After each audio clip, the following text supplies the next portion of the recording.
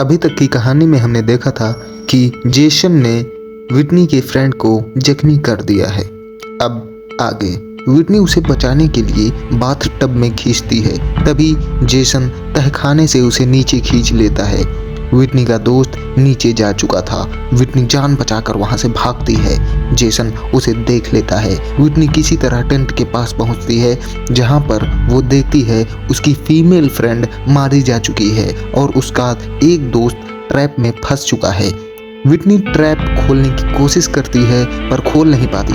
तभी जेसन वहां पीछे से आ जाता है और विटनी के दोस्त को मार देता है। फिर एकदम से ब्लैकआउट हो जाता है। हमें यह नहीं पता चलता कि विटनी जिंदा इस भी घटना है को या पूरे मर गई। 6 हफ्ते बीत जाते हैं। एक गाड़ी को दिखाया जाता है जो क्रिस्टल लेक की तरफ जा रही होती है। जब वो यहाँ के गैस स्टेशन के पास रुकती है तो उसके पास एक लड़का आता है। उसका नाम क्ले होता है।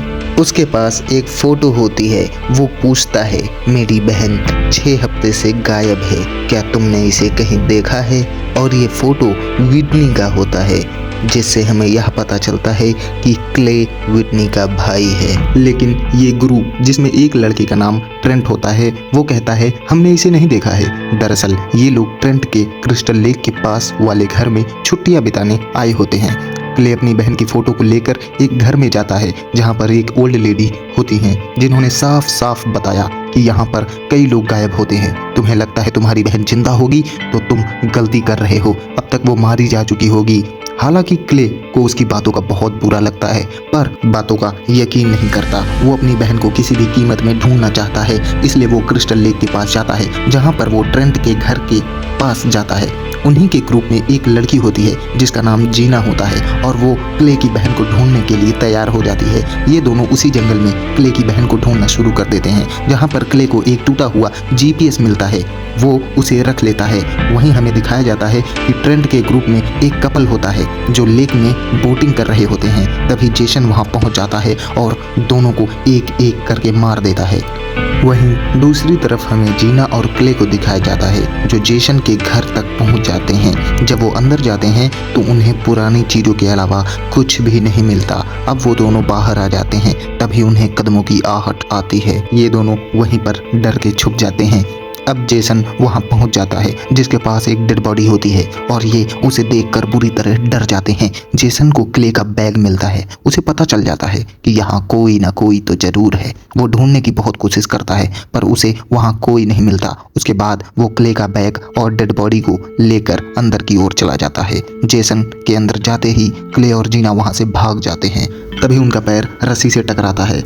वहीं हमें जेसन के घर के अंदर की ओर एक बेसमेंट दिखाया जाता है, जिसके बारे में किसी को नहीं पता होता है। और बाहर जब क्ले का पैर रस्सी से टकराता है तो वहाँ घंटियां बजना शुरू हो जाती हैं, लाइट जलना शुरू हो जाती हैं, जिससे जेसन को पता चल जाता है कि बाहर कोई ना कोई है। यहाँ पर हमें पता चलता है कि जेसन ने विटनी को नहीं मारा होता है, विटनी जिंदा होती है। इसका कारण ये होता है कि विटनी की शक्ल जेसन की मॉम से मिलती है और जेसन क्ले के बैग को फेंक कर अंदर चला जाता है। जब विटनी उस बैग को खोल के देखती है तो उसे समझ आ जाता है कि उसके भाई उसे ढूंढने के लिए यहाँ आ गया है। वो बैग से एक पिन निकालती है और हथकड़ी खोलने की कोशिश करती है पर खोल नहीं पाती है। तभी सीन शिफ्ट होता है और हमें ट्रेंट का घर दिखाया जाता है। ट्रेंट अपने दोस्तों के साथ होता है। उसके एक दोस्त ने उसके डैड की गलती से एक कुर्सी को तोड़ दिया होता है। ट्रेंट गुस्सा हो जाता है और कहता है उसको फिक्स करो, जाके टूल बॉक्स लेकर आओ। और उसका दोस्त स्टोर रूम में चला जाता है टूल बॉक्स को लेने के लिए। वहाँ एक हॉकी देखता है, वहीं हॉकी खेलने लगता है।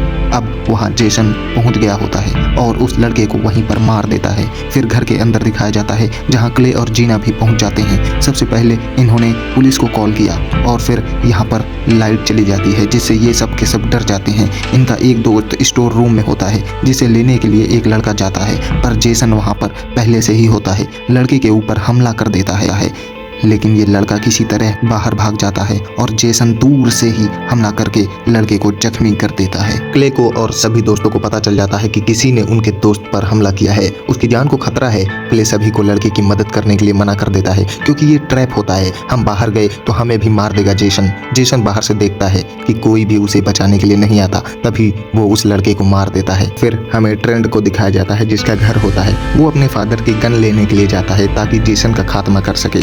उसकी उसकी दोस्त भी उसके साथ जाती है। तभी वहाँ जेसन आ जाता है और उसकी दोस्त को वहीं पर मार देता है। बाहर हमें पुलिस की गाड़ी दिखाई जाती है। इन्होंने पुलिस को कॉल किया था। एक पुलिस ऑफिसर यहाँ आया होता है। इसके दरवाजा नॉक करते ही उससे पहले ये दरवाज़ा खोलते उसे भी मार देता है और इन्हें अब समझ आ चुका था कि ये लोग घर में भी सुरक्षित नहीं हैं। ये घर के अंदर रहे तो तीनों के तीनों मारे जाएंगे, इसलिए ये घर के बाहर की ओर भागते हैं जहाँ पर पुलिस की गाड़ी खड़ी होती है। ये पुलिस की गाड़ी को स्टार्ट भी करते हैं पर जेसन इन पर हमला कर देता है। इसलिए क्ले और जीना दूसरी तरफ भागते हैं। ट्रेंट को दूसरी तरफ भागना पड़ता है। भागते भागते उसकी गन हाथ से छूट जाती है। उसे एहसास हो जाता है जल्द से जल्द उसे यहाँ से निकलना होगा। वो सड़क तक पहुँच जाता है जहाँ एक गाड़ी भी आती है। उसकी मदद के लिए रुकती भी है, लेकिन उसे शक होता है हो ना हो इसके अंदर कातिल होगा। वो धीरे धीरे गाड़ी की ओर बढ़ रहा होता है। तभी पीछे से जेसन आ जाता है और उसे वहीं पर मार देता है। अब 2 लोग बचे हैं, एक क्ले और जीना। ये दोनों एक बार फिर से जेसन के घर पहुंच जाते हैं। विटनी इनके आने की आहट सुन लेती है। वो समझ जाती है उसका भाई यहाँ पर पहुंच गया है उसे बचाने के लिए। विटनी जोर जोर से आवाजें देती है और क्ले अपनी बहन तक पहुंच जाता है। इसके बाद वो हथकड़ी तोड़ने लगता है पर जेसन भी यहाँ पर पहुंच जाता है। जब तक जेसन यहाँ पर पहुंचता ये दोनों विटनी को लेकर भाग जाते हैं। जब जेसन ये सब देखता है कि विटनी यहाँ से भाग चुकी है तो वो आग बबूला हो जाता है। वो इन तीनों का पीछा करता है। इन तीनों को बेसमेंट से निकलने का रास्ता मिल जाता है। क्ले और विटनी ऊपर चले जाते हैं पर जब जीना निकलने की कोशिश करती है तो वहाँ पर जेसन आ जाता है जो जीना को वहीं पर मार देता है। और अब यहाँ 2 ही लोग बचे हैं। क्ले और विटनी यहाँ से निकलने का रास्ता खोज लेते हैं जो एक बस से होकर निकलता है। सबसे पहले क्ले ऊपर जाता है। जब वो विटनी को नीचे से खींच रहा होता है तभी उसके पीछे जेसन आ जाता है और उसे हमला कर देता है। सबसे पहले वो क्ले को उठाकर फेंक देता है और फिर वो नीचे जाता है जहाँ से विटनी बाहर आने की कोशिश करती है। विटनी अंदर जाके छुप जाती है और जब जेसन उसे ढूंढ रहा होता है तभी वो जेसन को पैर मार के नीचे गिरा देती है, जिसके बाद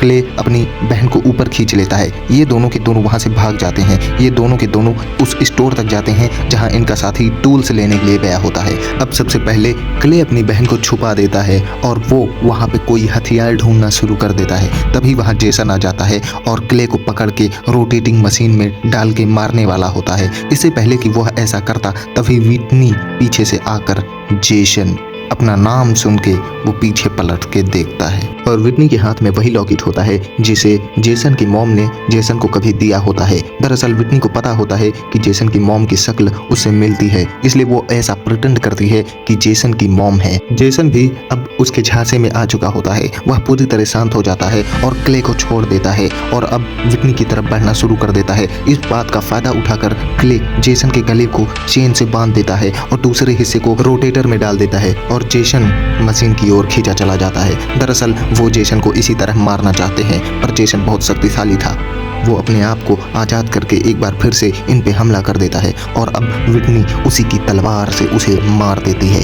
वो जेसन की डेड बॉडी को क्रिस्टल लेक में फेंक देते हैं। दोनों के दोनों शांत लेक के पास बैठे होते हैं क्योंकि इन्होंने जेसन को मार दिया होता है। इससे पहले कि वो यहाँ से निकलते जेसन एक बार फिर से पानी से निकलता है और विटनी को पकड़ लेता है और इसी के साथ ये कहानी यहीं पर समाप्त होती है।